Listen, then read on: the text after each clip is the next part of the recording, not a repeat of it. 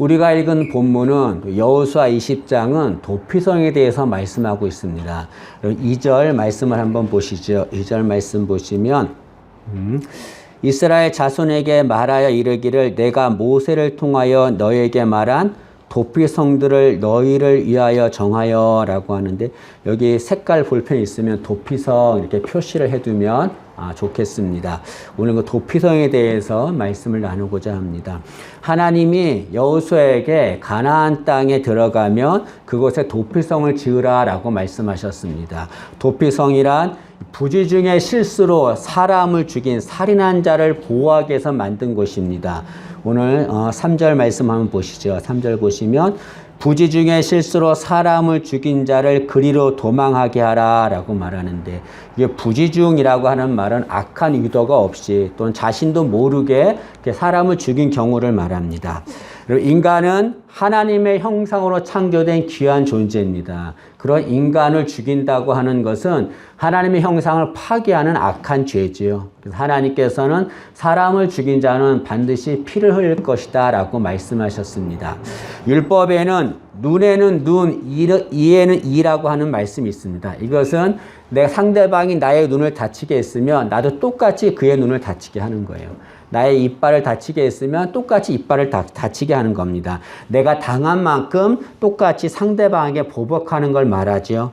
이것을 동해 복수법이라고 말합니다. 그래서 누군가에게 살해를 당하면 그 살해당한 친족 중에서 책임을 갖고 그 자신들을 살해한 그 자를 찾아서 죽입니다. 그것이 무방했습니다. 그렇게 친족 중에서 살인한 자를 찾아 죽이는 자를 피해 보복자라고 말합니다. 그런데 하나님은 살인하는 것은 죄라고 하셨지만 부지 중에 살인한 자들이 있습니다. 이렇게 부지 중에 살인한 자들은 피해 보복자로부터 보호하십니다.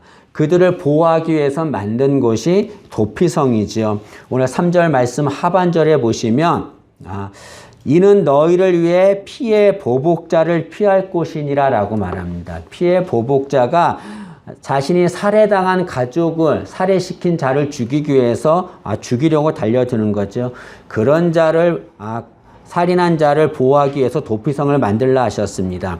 여기에 오늘 말씀 중에서 부지 중에 살인한 자가 나오는데, 이것을 통해서 우리가 배워할 것이 몇 가지 있습니다. 3가지만 생각해 보면, 여러분, 인간은 누구나 부지 중에 잘못할 수 있다는 거죠.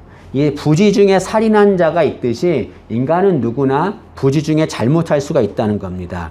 인간은 완벽하지 않습니다. 때문에 누구나 부지 중에 실수할 수 있어요. 그래서 내가 부지 중에 무엇을 실수했다고 한다면 너무 그것에 대해서 자책할 필요는 없습니다.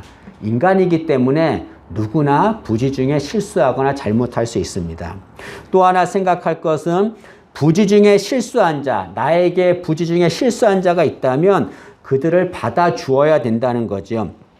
여기 도피성은 부지 중에 실수한 자를 받아줍니다. 마찬가지로 우리도 도피성이 되어서 우리에게 실수한 자들을 받아주어야 합니다. 오늘 말씀에는 피해 보복자가 나오죠. 이 사람은 실수한 자를 죽이려는 자입니다. 또 도피성이 나옵니다. 도피성은 이 실수한 자를 받아주는 곳이지요. 여러분, 나에게 실수한 자에 대해서 피해 보복자가 되는 사람이 있습니다. 그를 정죄하고 그에게 비판하는 자가 있습니다. 그러나 그런 자를 받아주는 자가 있습니다. 도피성과 같은 자가 있지요. 우리는 피해 보복자가 아니라 도피성이 되어야 합니다. 우리가 또 하나 생각할 것은 여기 부지 중에 사람을 살인을 했습니다. 이것은 우리도 부지 중에라도 말과 행동을 조심해야 된다는 거죠. 여러분, 나는 악한 마음이 아니에요. 그러나 내가 부지 중에 한 나의 말과 나의 행동 때문에 상처받는 이들이 있습니다. 때문에 우리는 부지 중에라도 말과 행동을 각별히 조심해야 합니다. 특히 가까운 사람, 친한 사람에게는 더욱더 부지 중에 말과 행동을 조심하는 자가 되어야 합니다. 오늘 본문에 도피성이 나오는데요. 이 도피성은 예수 그리스도를 상징합니다. 시편 46편 1절에 이렇게 말합니다. 하나님은 우리의 피난처시요 힘이시니라고 말합니다. 여기 피난처라고 하는 말은 도피성이란 말이죠. 주님은 우리의 도피성이십니다. 도피성이 죄인을 받아주듯이 주님은 죄인인 우리를 받아주시는 도피성이 되시지요. 근데 여러분, 세상 도피성과 주님은 차이가 있습니다. 그것이 뭐냐면 세상 도피성은 부지 중에 죄를 지은 자만 받아줘요. 예수님은 그렇지 않습니다. 예수님은 부지 중에 죄를 지은 자뿐 아니라 고의로 죄를 지은 자도 용서하시고 그를 받아주지요. 예수님 당시에 세리들이 있었습니다. 창녀들이 있었습니다. 사람들은 그들을 사람 취급하지 않았어요. 그들을 저주하고 비난했습니다. 예수님은 그렇게 하지 않았어요. 그들도 다 품에 안아주셨습니다. 사람들은 그런 예수를 향해서 세리의 친구다라고 욕했습니다. 그래서 주님은 그들을 다 받아줬죠. 실수하고 잘못한 자를 다 받아줬습니다. 심지어는 예수님이 십자가 달리실 때 예수님을 버리고 도망간 제자들, 그런 제자들까지 예수님은 다 받아주었습니다. 예수님은 부지 중에 죄를 지은 것뿐 아니라 고의로 죄를 지은 자들도 다 받아주고 용서해 주는 거죠. 그런데 주님께서 우리의 죄를 다 용서해 주는데 우리가 주님께 죄 용서를 받기 위해서 해야 할 것이 있습니다. 반드시 해야 합니다. 그것이 뭐냐면 우리 자신이 죄인임을 인정해야 된다는 거죠. 주님은 자신이 죄인임을 인정하는 자, 그런 자를 용서하고 받아줍니다. 오늘 말씀해 보면 이 부지 중에 살인한 자가 도피성에 들어가 피하려고 합니다. 그런데 도피성에 들어가기 전에 반드시 해야 할 것이 있어요. 그것이 뭐냐면 그 장로들에게 자신의 죄를 말해야 합니다. 내가 이렇게 실수로 사람을 죽였습니다라고 자신의 죄를 고백해야 돼요. 그러면 장로들이 그걸 듣고 판단하는 거죠. 아, 이 사람이 부지 중에 실수로 사람을 죽인 것인가 아니면 고의로 사람을 죽인 것인가 판단합니다. 그래서 고의로 사람을 죽인 자는 도피성에 들어가지 못하게 합니다. 그 사람은 피해 보복자에게 죽임을 당하지요. 그러나 이 장로들이 판단해서 실수로 살인했다라고 생각되면 그를 도피성에 들여보냅니다. 여러분, 여기 살인자가 장로들에게 자신의 죄를 고백한 것은 무엇을 말합니까? 자신이 죄인임을 인정했다는 것을 말하는 거죠. 마찬가지로 우리도 주님 안에 들어가기 위해서는 주님께 우리 자신이 죄인임을 인정하고 고백해야 합니다. 그러면 주님께서 그 자를 용서하고 받아주시는 거죠. 요한일서 1장 9절은 이렇게 말합니다.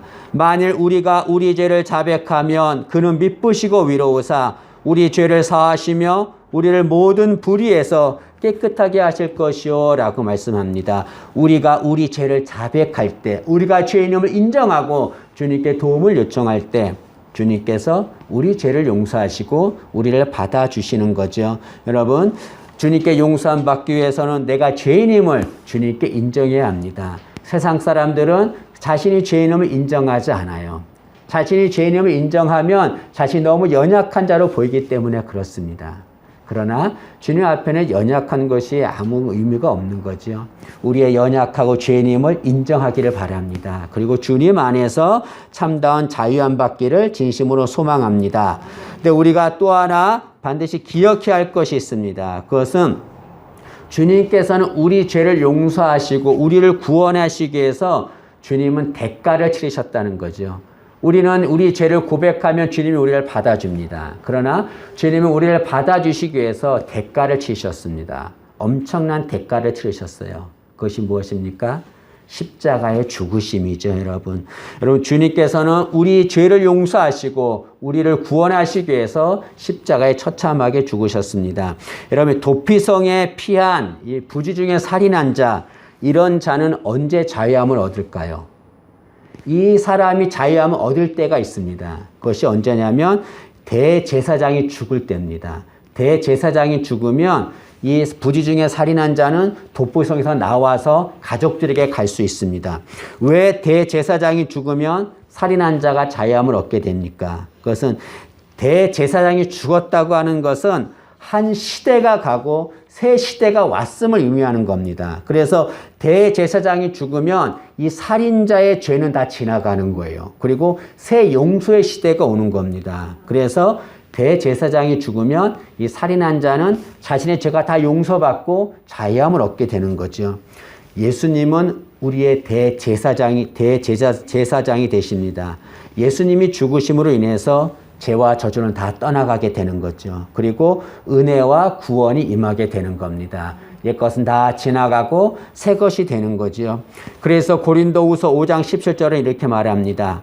그런즉 누구든지 그리스도 안에 있으면 새로운 피조물이라 이전 것은 지나갔으니 보라 새 것이 되었도다라고 말합니다. 예수님 안에 있으면 이전 것은 다 지나갔습니다. 죄는 다 지나가고 저주는 다 지나가는 겁니다. 그리고 새 것이 오는 겁니다. 구원이 오고 은혜가 임하게 되는 거죠. 여러분 살인자에게 있어서 이 대제사장의 죽음은 복음입니다. 왜냐하면 대제사장이 죽음으로 인해서 자신이 자유함을 얻었기 때문에 그렇습니다.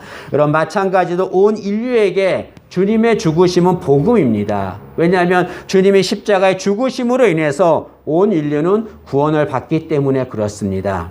지금은 대림절 기간입니다. 이 대림절은 주님이 오심을 기다리는 기간이죠. 우리는 주님이 오심을 기다려야 합니다. 왜 주님이 오심을 기다려야 합니까? 주님이 오셔서 죽으심으로 인해서 우리가 구원을 받기 때문에 그렇습니다. 여러분, 주님의 죽으심은 우리가 자유함을 얻게 되는 거죠. 때문에 우리가 해야 할 일이 있습니다. 오늘 이것에 대해서 말씀을 드리고자 합니다. 우리가 해야 할 일이 있습니다. 그것이 뭡니까? 도피성이 되시는 주님께 나오는 거죠, 여러분. 여러분, 이 당시에 도피성이 있어도 이 살인한 자가 도피성에 오지 않으면 그는 피해 보복자에게 죽임을 당합니다. 마찬가지로 예수님이 계셔도 그 예수님께 나오지 않으면 누구도 구원을 받지 못합니다. 여러분 여기 살인자는 자신이 살기 위해서 도피성으로만 가야 합니다. 이 도피성으로 가는 살인자 어떻게 갔겠습니까? 놀면서 갔겠습니까? 쉬면서 갔겠습니까? 절대로 그렇지 않습니다. 죽을 힘을 다해서 전심전력으로 그 도피성에 달려갔겠죠. 왜냐하면 그곳에 들어가지 않으면 자신은 죽음을 당하기 때문에 그렇습니다.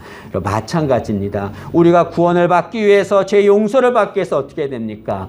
도피성이 되신 예수님께 달려가야 돼요. 전심전력을 향해서 그 예수님에게만 달려가야 합니다. 다른 것에 신경 쓸 여유가 없습니다. 우리가 정말로 해야 될 일은 예수님으로 인해서 구원을 받고 자유함을 얻는 거죠. 그러기 위해서는 주님께 전심전력으로 달려가야 합니다. 혹자는 이렇게 말합니다. 주님께 가고 싶은데 주님께 가는 것이 너무 어려워서 가지 못합니다. 라고 말하게 되어 있습니다. 그건 몰라서 그러는 거죠. 주님께 가는 것은 전혀 어렵지 않습니다. 너무나 쉽습니다. 여기 도피성이 나오는데 도피성은 특징이 있습니다. 그 특징이 뭐냐면 누구라도 쉽게 빨리 그 도피성에 갈 수 있다는 거죠. 그렇게 가도록 만들었다는 겁니다. 도피성은 모두 가나안에 6개를 만들었습니다. 요단 서쪽에 3개, 요단 동쪽에 3개, 6개를 만들었죠. 6개를 만들었기 때문에 이 살인자가 어느 곳에 있든지 빨리 도피성을 향해 갈 수가 있습니다. 도피성은 서로 거리가 한 32km 정도 된다고 그래요. 32km면 걸으면 몇 시간 안에 갈 수 있습니다. 뛰면 더 빨리 갈 수 있겠지요.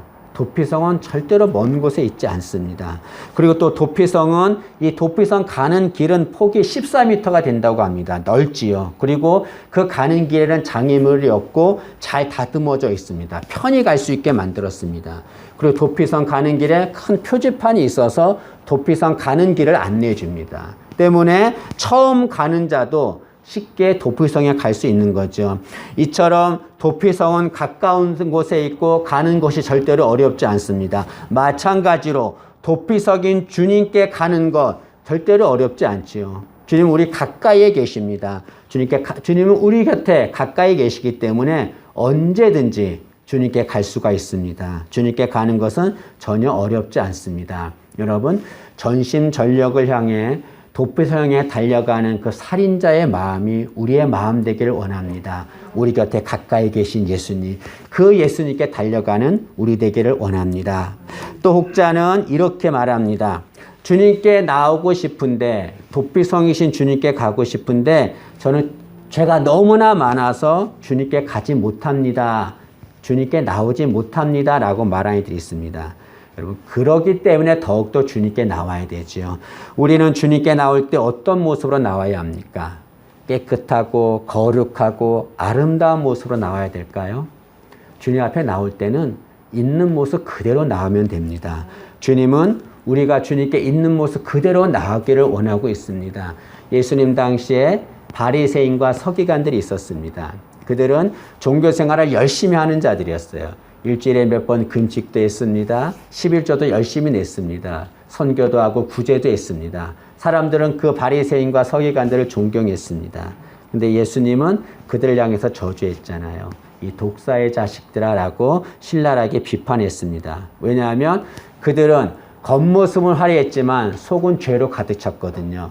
꾸미고 주님 앞에 나왔거든요. 주님은 그런 자들 받아주지 않습니다. 우리는 있는 모습 그대로 주님께 나와야 합니다. 우리가 주님께 가면 주님은 우리의 죄를 보시는 것이 아니에요. 우리의 자신을 봅니다. 우리 자체를 보는 거죠. 절대로 우리의 죄를 바라보지 않습니다. 과거에 무슨 죄를 지었는지 어떤 실수를 했는지 주님은 그걸 보지 않는 거죠. 주님은 그것을 탕자에 비유해서 말씀하셨습니다. 아버지 앞에 두 아들이 있었어요. 둘째 아들이 아버지의 재산을 가지고 먼 곳으로 갑니다. 이 당시 아버지한테 재산을 받는 것은 아버지가 죽을 때에만 재산을 받을 수 있습니다. 그런데 아버지가 죽지 않았는데도 재산을 달라는 거예요. 그건 아버지 죽으라는 소리죠. 불효막심한 자입니다. 둘째 아들은 재산을 가지고 먼 곳에 갔습니다. 가진 돈을 가지고 허랑방탕했습니다. 돈이 다 떨어지자 먹을 것도 없고 친구들도 다 떠났지요. 나중에는 돼지들이 먹는 쥐염 열매조차 먹을 수 없는 그런 궁핍한 삶이 되었습니다. 그럴 때 이 둘째 아들이 어떻게 했습니까? 아버지 집에 돌아가자. 아버지 집에 가서 노예라도 살자. 그러면 굶어 죽진 않겠구나. 그리고 아버지 앞에 갑니다. 아버지께 가는 둘째 아들의 모습이 어떻습니까? 너무나 초라한 모습이죠. 거지 같은 그런 모습이겠죠. 그런데 아버지 앞에 갔는데 아버지는 그 아들을 반갑게 맞이합니다. 그리고 그를 다시 아들로 회복시켜 줍니다. 아버지가 이렇게 한 것은 왜 그렇습니까? 그 둘째 아들의 죄를 보지 않은 거죠. 잘못을 보지 않고 그 둘째 아들 자체만을 본 거지요. 그래서 회복시켜 준 겁니다.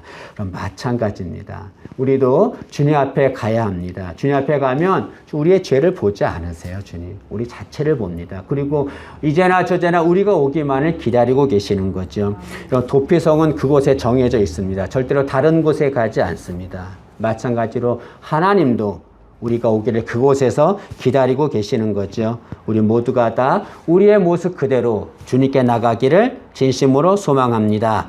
여기 또 도피성은 다른 말로 안식처라고 부릅니다. 왜냐하면 이 죄인이 도피성에 들어가서 안식을 누리기 때문에 그렇습니다. 이 살인한 자가 도피성 밖에 있을 때는 안식을 누리지 못합니다. 두려움 속에 있어요.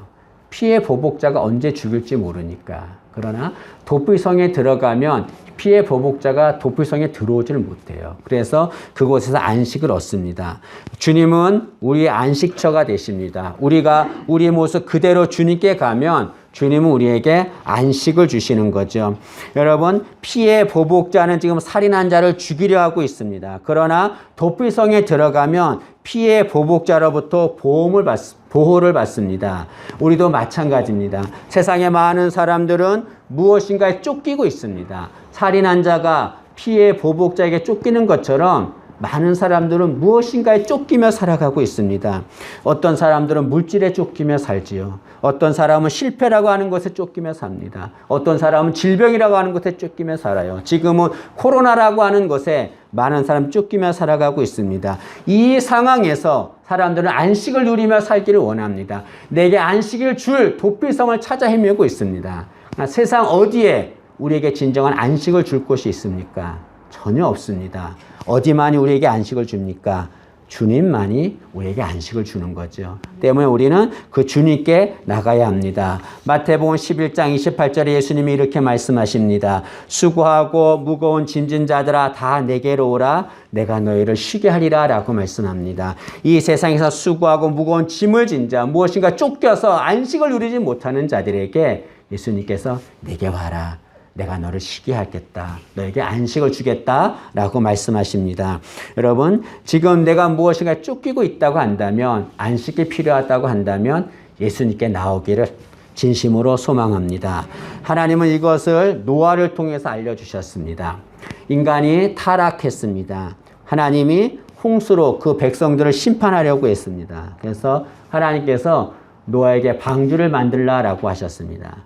노아가 하나님 명령대로 방주를 만들지요. 그리고 그 방주 안에 들어간 자는 다 살게 될 것이다 라고 말씀했습니다. 그런데 누구도 그 방주 안에 들어가지 않았어요. 노아와 그의 가족들, 그 짐승들만 방주 안에 들어갔죠. 정한 날이 되어서 하나님께서 홍수 심판을 내렸습니다. 홍수 심판이 임하자 많은 사람들은 홍수로 인해서 다 죽임을 당했습니다. 그러나 그렇게 큰 홍수 속에서도 방주 안에 있던 노아와 그의 가족들, 그 짐승들은 그 방주 안에서 안식을 얻게 된 거지요. 이 방주가 영적으로 예수 그리스도를 의미합니다. 주님이 우리의 방주가 되는 거죠. 이 노아와 그의 가족들의 방주 안에서 안식을 얻었던 것처럼 우리도 주님 안에 거하면 안식을 얻게 되는 거죠. 우리의 도피성이 되신 예수님, 그 주님께 나오는 우리 되기를 진심으로 소망합니다. 그 주님 안에서 참다운 안식을 누리기를 간절히 원합니다. 부지 중에 실수한 자, 이 자는 도피성에 들어가서 안식을 누리고 구원의 은혜를 받았습니다. 그러나 우리는 부지 중이 아니라 많은 죄를 지었다 할지라도 전혀 염려할 거 없습니다. 우리의 도피성 대신 예수님이 계십니다. 그 예수님께 가서 우리 모두가 다 구원의 은혜 받기를 진심으로 소망합니다.